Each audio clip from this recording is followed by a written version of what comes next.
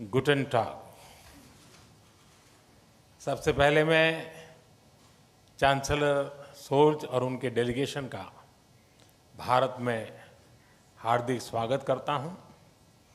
मुझे खुशी है कि पिछले 2 वर्षों में हमें तीसरी बार भारत में आपका स्वागत करने का अवसर मिला है। भारत और जर्मनी की स्ट्रेटेजिक पार्टनरशिप की व्यापकता का अनुमान आप पिछले 2-3 दिन की गतिविधियों से लगा सकते हैं। आज सुबह हमें जर्मनी के एशिया पैसिफिक बिजनेस जगत की कॉन्फ्रेंस को संबोधित करने का अवसर मिला। मेरे तीसरे कार्यकाल की पहली आईजीसी मीटिंग अभी कुछ देर पहले संपन्न हुई है। अभी हम सीईओ फोरम की बैठक से आ रहे हैं। इसी समय जर्मन नौसेना की शिप गोवा में पोर्ट कॉल कर रही है और खेल जगत भी पीछे नहीं है। हमारी हॉकी टीमों के बीच फ्रेंडली मैच भी खेले जा रहे हैं। साथियों, चांसलर सोल्ज के नेतृत्व में हमारी भागीदारी को एक नया मोमेंटम और डायरेक्शन मिला है। जर्मनी की फोकस ऑन इंडिया स्ट्रैटेजी के लिए मैं चांसलर सोल्ज का अभिनंदन करता हूं। इसमें विश्व के 2 बड़े लोकतंत्रों के बीच पार्टनरशिप को कॉम्प्रिहेंसिव तरीके से मॉडर्नाइज और एलिवेट करने का ब्लूप्रिंट है। आज हमारे innovation and technology road map launch किया गया है। Critical and emerging technologies, skill development और इनोवेशन में होल ऑफ गवर्नमेंट अप्रोच पर भी सहमति बनी है।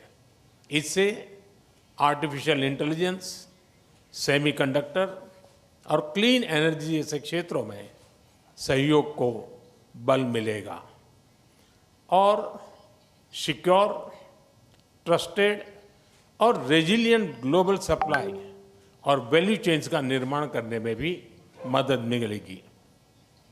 साथियों, रक्षा और सुरक्षा क्षेत्रों में बढ़ता सहयोग हमारे गहरे आपसी विश्वास का प्रतीक है। क्लासिफाइड इंफॉर्मेशन के एक्सचेंज पर बनी सहमति इस दिशा में एक नया कदम है। आज संपन्न की गई म्यूचुअल लीगल असिस्टेंस ट्रीटी से आतंकवाद और अलगाववादी तत्वों से निपटने में हमारे साझा प्रयास सशक्त होंगे। ग्रीन एंड सस्टेनेबल ग्रोथ के साझा कमिटमेंट पर दोनों देश निरंतर कार्यरत है। आज हमारी ग्रीन और सस्टेनेबल डेवलपमेंट पार्टनरशिप को आगे बढ़ाते हुए हमने ग्रीन अर्बन मोबिलिटी पार्टनरशिप के दूसरे चरण पर सहमति बनाई है और ग्रीन हाइड्रोजन रोड मैप भी लॉन्च किया है। साथियों, यूक्रेन और पश्चिम एशिया में चल रहे संघर्ष हम दोनों के लिए चिंता के विषय है। भारत का हमेशा मत रहा है कि युद्ध से समस्याओं का समाधान नहीं हो सकता और शांति की बहाली के लिए भारत हर संभव योगदान देने के लिए तैयार है। इंडो पैसिफिक क्षेत्र में अंतर्राष्ट्रीय कानूनों के तहत फ्रीडम ऑफ नेविगेशन और रूल ऑफ लॉ सुनिश्चित करने पर हम दोनों एकमत हैं। हम इस बात पर भी सहमत हैं कि 20वीं सदी में बनाए गए ग्लोबल फोरम 21वीं सदी की चुनौतियों से निपटने में सक्षम नहीं है। यूएन सिक्योरिटी काउंसिल सहित अन्य मल्टीलेटरल इंस्टीट्यूशंस में रिफॉर्म्स की आवश्यकता है। भारत और जर्मनी इस दिशा में सक्रिय रूप से सहयोग करते रहेंगे। साथियों, पीपल टू पीपल कनेक्ट हमारे संबंधों का अहम स्तंभ है। आज हमने स्किलिंग और वोकेशनल एजुकेशन में मिलकर काम करने का निर्णय लिया है। आईआईटी चेन्नई और ड्रेसडेन विश्वविद्यालय में भी समझौता संपन्न हुआ है, जिससे हमारे स्टूडेंट्स ड्यूअल डिग्री का लाभ उठा पाएंगे। भारत की युवा शक्ति जर्मनी की प्रगति और समृद्धि में योगदान दे रही है। हम जर्मनी द्वारा भारत के लिए जारी की गई स्किल्ड लेबर स्ट्रेटजी का स्वागत करते हैं। मुझे विश्वास है कि हमारे युवा टैलेंट पूल को जर्मनी के विकास में योगदान देने के बेहतर अवसर मिलेंगे। भारतीय टैलेंट की कैपेसिटी और कैपेबिलिटी में इस विश्वास के लिए मैं चांसलर शोल्ज का अभिनंदन करता हूं। एक्सेलेंसी, आपकी भारत यात्रा से हमारी पार्टनरशिप को नई गति, ऊर्जा और उत्साह मिला है। मैं कह सकता हूं कि हमारी पार्टनरशिप में क्लैरिटी है और इसका भविष्य उज्जवल है। जर्मन भाषा में कहूं तो आलेस क्लार, आलेस गुड। बहुत बहुत धन्यवाद। दाके Shawn.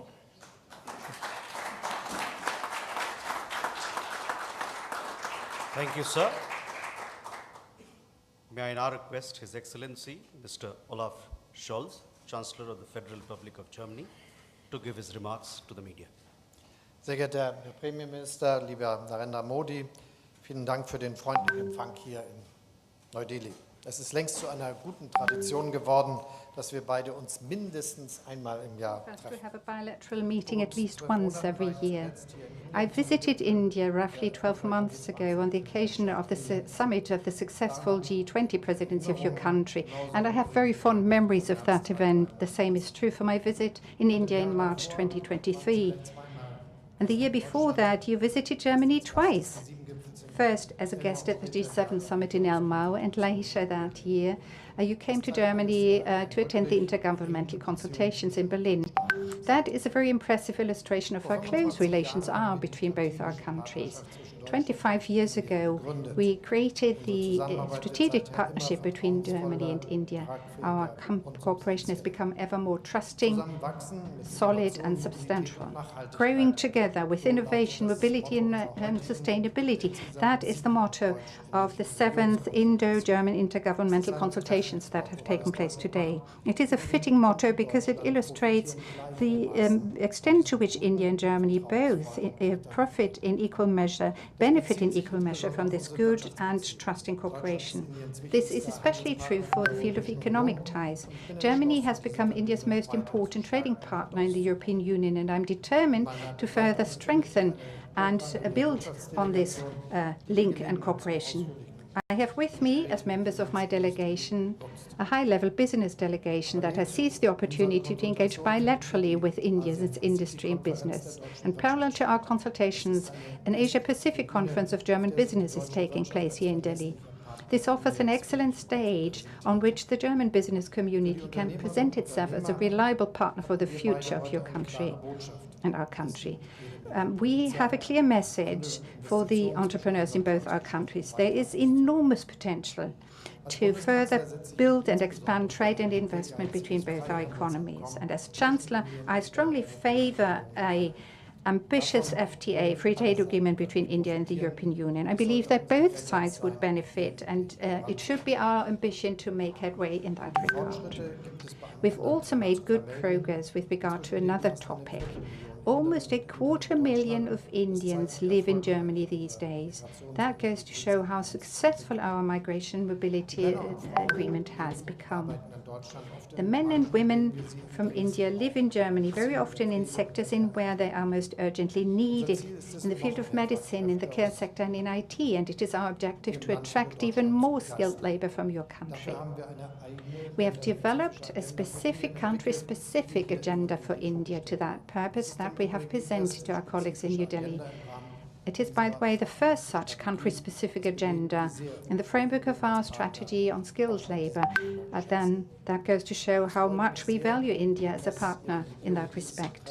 I'm pleased to see that your government has responded positively to our interest in the mobility of labor, and especially skilled labor. And we hope that you will seize, and the Indians will seize this opportunity. Our countries also want to cooperate more closely in the fields of environmentally friendly and sustainable technologies like digitization, software and semiconductor production. We are therefore strengthening our innovation technology partnership. We also want to cooperate more closely in the sector of energy, to begin with in the field of wind and solar energy, but also in the field of hydrogen. India is set to become a global hub for green hydrogen. The federal government and German companies would like to be part of this success story. We touched on bilateral issues, but of course we also took the time to speak about geopolitical issues today. Let me start by saying that, especially in times like these, it is of the utmost importance that India is an anchor of stability in South Asia.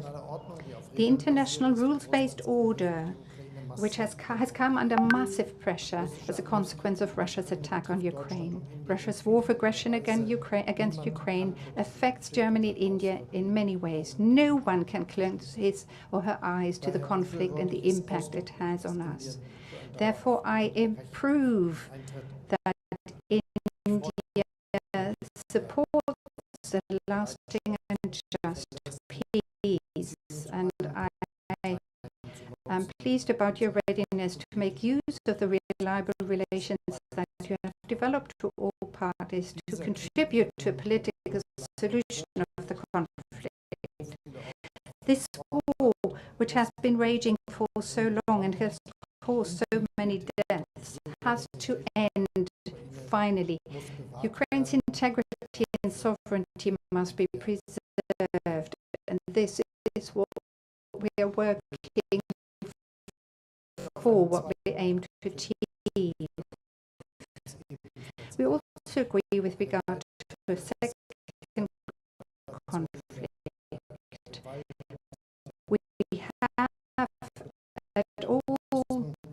We have by all means to avoid a further escalation of the violence in the Middle East. We need to see a ceasefire, the release of the hostages, and a political process that leads to a two-state solution. At the beginning of my statement, I spoke at length about the good ties between India and Germany. We aim to further develop these ties also in geopolitical terms. Tomorrow, a German frigate and a combat support ship of the German Navy will arrive in Goa on a visit. Prior to this visit, the German units have engaged in a joint exercise with their Indian counterparts. I very much look forward to welcoming the Navy members tomorrow. In the Indo-Pacific, the Federal Armed Forces is also present and underlines that there too we stand up for respect for rules-based international order. The freedom of maritime trade unions must be respected everywhere. Prime Minister, I would like to thank you for the excellent talks we've had today. I believe that the intergovernmental consultations in New Delhi were a great success. Thank you very much. Thank you, sir. That concludes the press statement. Ladies and gentlemen, thank you for your presence.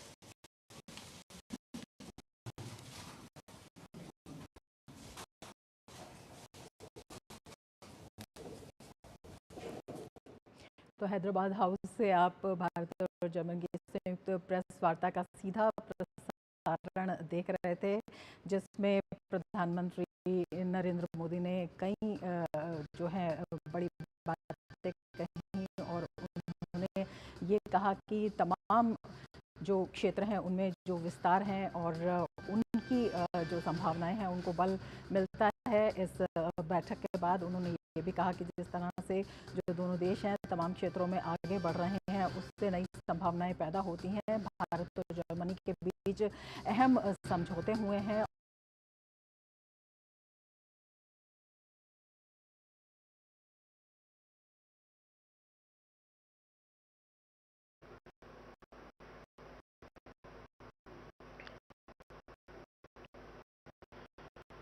Excellency, chancellor सोच,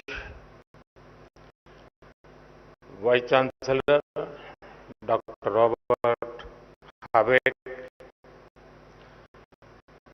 भारत सरकार के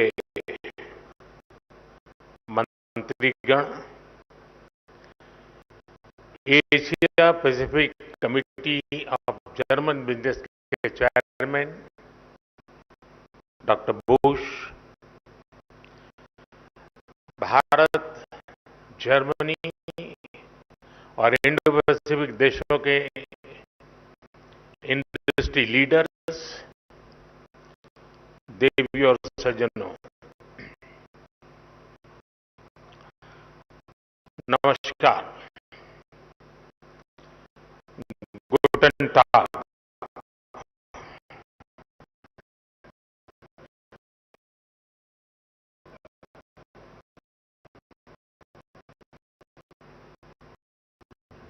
साथियों, आज का दिन बहुत विशेष है। मेरे मित्र चांसलर सोल्ज चौथी बार भारत आए हैं।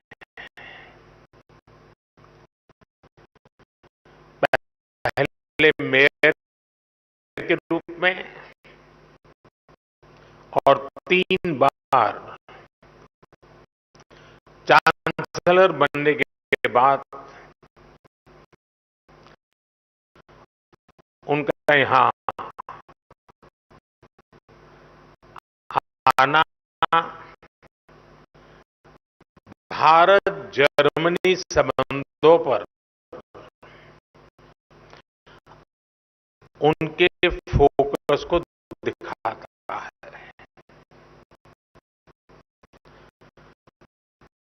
12 साल के बाद भारत में Asia Pacific conference of German business का आयोजन हो रहा है। एक तरफ यहाँ सीईओ की फोरम की बैठक हो रही है, दूसरी तरफ हमारी नौसेना साथ में अभ्यास कर रही है। गोवा में German naval ships port call पर है और अब से थोड़ी ही देर में भारत और जर्मनी के बीच 7वें इंटर गवर्नमेंटल कंसल्टेशन का भी आयोजन होना है। यानी हर कदम, हर मोर्चे पर भारत और जर्मनी की दोस्ती गहरी हो रही है। साथियों, ये साल भारत जर्मनी स्ट्रेटेजिक पार्टनरशिप का 25वां वर्ष है। अब आने वाले 25 वर्ष इस पार्टनरशिप को नई बुलंदी देने वाले हैं। हमने आने वाले 25 वर्षों में विकसित भारत का एक रोडमैप बनाया है। मुझे खुशी है कि ऐसे महत्वपूर्ण समय में जर्मन कैबिनेट ने focus on India document release किया है। विश्व की दो सशक्त डेमोक्रेसी, विश्व की दो लीडिंग इकोनॉमी साथ मिलकर कैसे फोर्स फॉर ग्लोबल गुड बन सकती है। फोकस ऑन इंडिया डॉक्यूमेंट में उसका ब्लूप्रिंट है। इसमें स्ट्रेटेजिक पार्टनरशिप को होलिस्टिक तरीके से आगे बढ़ाने की अप्रोच और कमिटमेंट साफ दिखता है। खास तौर पर भारत की स्किल्ड मैन पावर पर जर्मनी ने जो भरोसा जताया है वो अद्भुत है। जर्मनी ने स्किल्ड भारतीयों के लिए हर वर्ष मिलने वाले वीजा की संख्या 20,000 से बढ़ाकर 90,000 करने का फैसला किया है। मुझे विश्वास है कि इससे जर्मनी की ग्रोथ को नई गति मिलेगी। साथियों, हमारी आपसी व्यापार $30 बिलियन से अधिक के स्तर पर पहुंच चुका है।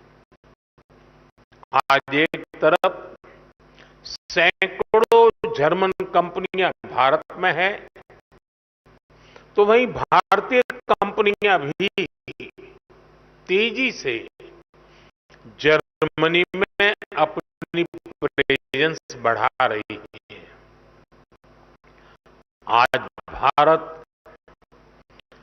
डाइवर्सिफिकेशन और डी रिस्किंग का सबसे बड़ा केंद्र बनता जा रहा है।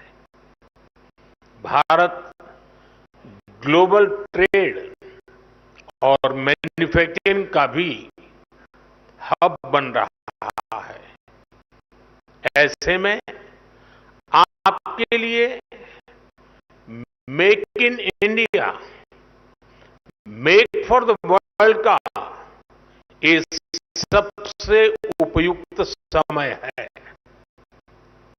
साथियों, ईयू और एशिया पैसिफिक क्षेत्र के बीच संबंध मजबूत करने में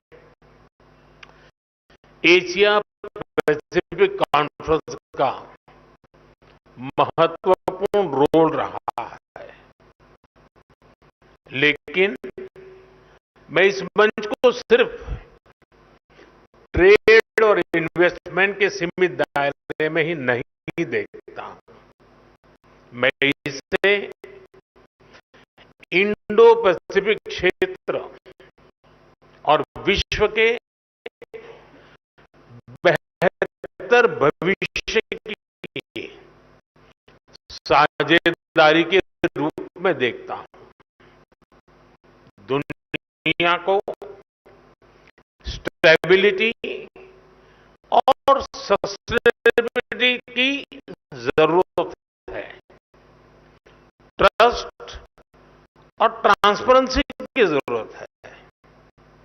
चाहे सोसाइटी हो या फिर सप्लाई चेन, हर मोर्चे पर इन वैल्यूज को बल देने की जरूरत है। इनके बिना कोई भी देश, कोई भी रीजन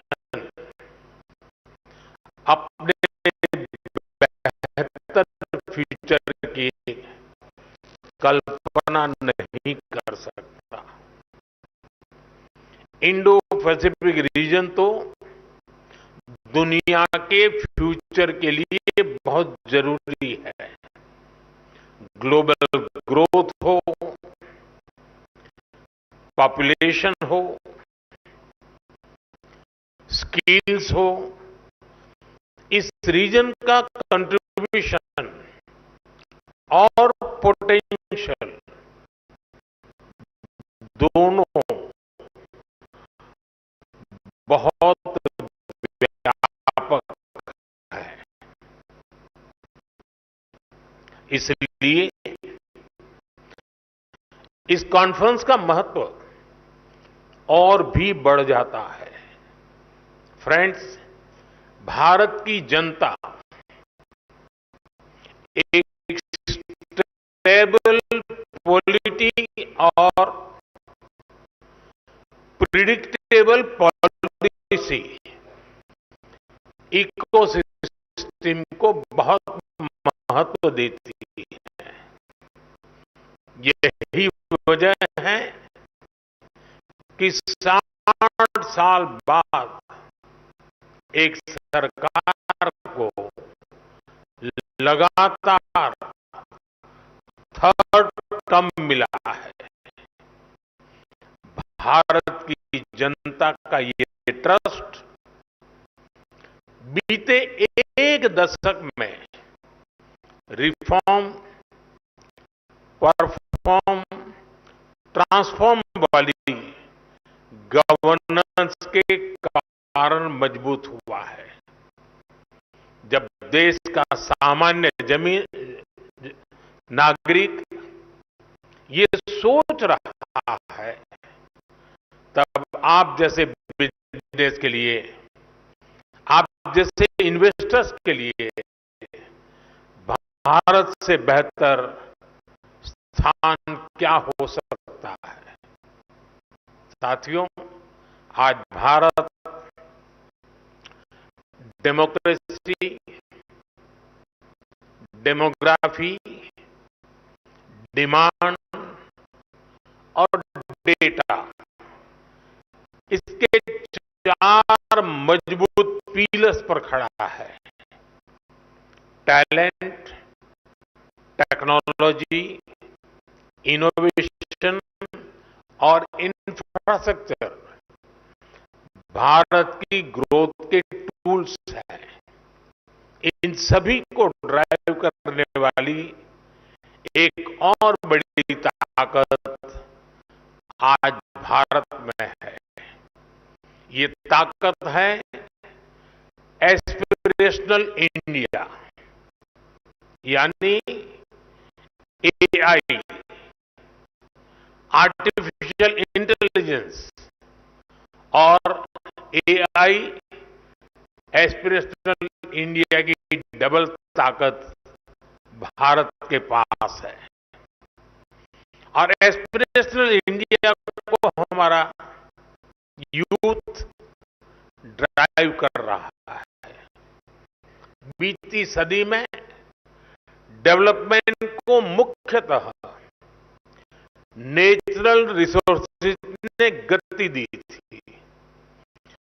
21st सेंचुरी को ह्यूमन रिसोर्स और ह्यूमन इनोवेशंस गति देने वाले हैं। इसलिए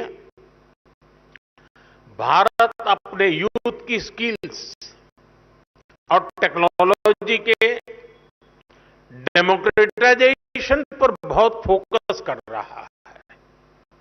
साथियों, भारत भविष्य की दुनिया की जरूरतों के लिए आज काम कर रहा है। हमारा मिशन एआई हो, हमारा सेमीकंडक्टर मिशन हो, मिशन क्वांटम हो, मिशन ग्रीन हाइड्रोजन हो, स्पेस टेक्नोलॉजी से जुड़े मिशन हो, डिजिटल इंडिया का मिशन हो, इन सभी का लक्ष्य दुनिया के लिए बेहतरीन और विश्वसनीय समाधान देना है। आप सभी साथियों के लिए इन क्षेत्रों में इन्वेस्टमेंट्स और कोलैबोरेशंस की अनेक संभावनाएं हैं। साथियों, भारत हर इनोवेशन को एक शानदार प्लेटफॉर्म और बेहतरीन इंफ्रास्ट्रक्चर देने के लिए कमिटेड है। हमारा डिजिटल पब्लिक इंफ्रास्ट्रक्चर, नए स्टार्टअप्स और इंडस्ट्री 4.0 के लिए अनंत संभावनाओं के द्वार खोल रहा है। आज भारत अपने फिजिकल इंफ्रास्ट्रक्चर को पूरी तरह से ट्रांसफॉर्म करने में जुटा है। रेल, रोड, एयरपोर्ट और पोर्ट में रिकॉर्ड इन्वेस्टमेंट किया जा रहा है। इसमें जर्मन और इंडो पैसिफिक रीजन की कंपनियों के लिए अनेक संभावनाएं हैं। मुझे खुशी है कि रिन्यूएबल एनर्जी को लेकर भारत और जर्मनी मिलकर काम कर रहे हैं। पिछले महीने ही गुजरात में जर्मनी के साथ मिलकर चौथा global renewable energy investors meet आयोजित किया गया है। ग्लोबल लेवल पर रिन्यूएबल एनर्जी में निवेश के लिए भारत जर्मनी प्लेटफॉर्म भी लॉन्च किया गया है। मुझे उम्मीद है कि ग्रीन हाइड्रोजन इकोसिस्टम की जो संभावनाएं भारत ने बनाई है, उसका फायदा भी आप जरूर उठाएंगे। साथियों,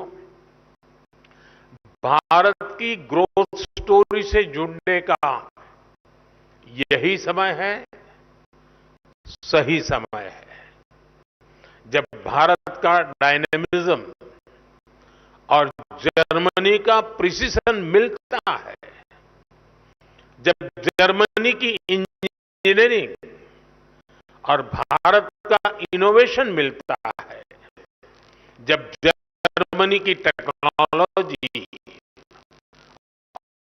और भारत का टैलेंट मिलता है, तब इंडो पैसिफिक के साथ साथ पूरी दुनिया का बेहतर भविष्य तय होता है। साथियों, जुड़े हैं, आपका तो मंत्र होता है, when we meet we mean business. लेकिन भारत आना सिर्फ बिजनेस ही नहीं होता, भारत के कल्चर, कुजीन और शॉपिंग को आपने समय नहीं दिया तो आप बहुत कुछ मिस करेंगे। मैं आपको विश्वास दिलाता हूं, you will be happy and back home your family will be happier. ये कॉन्फ्रेंस और भारत में आपका स्टे दोनों मंगल हो, इसी के साथ आप सभी का बहुत बहुत धन्यवाद। Thank you.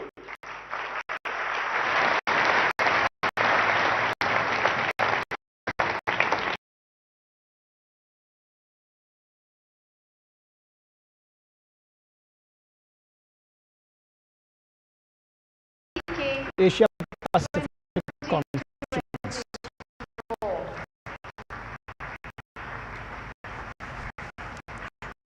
The synergy between our two nations and the vibrancy of it is apparent and more than ever before.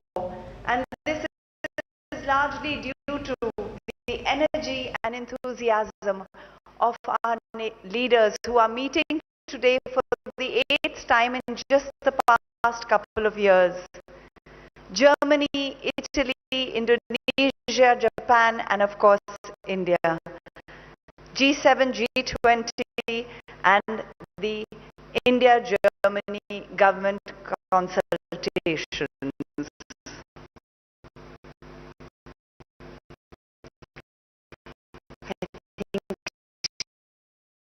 Shivani, we all sense in the room at this moment what a special moment this is. A special moment during the third Asia Pacific Conference that is taking place in India now, and at the same time we have the intergovernmental consultations. And what we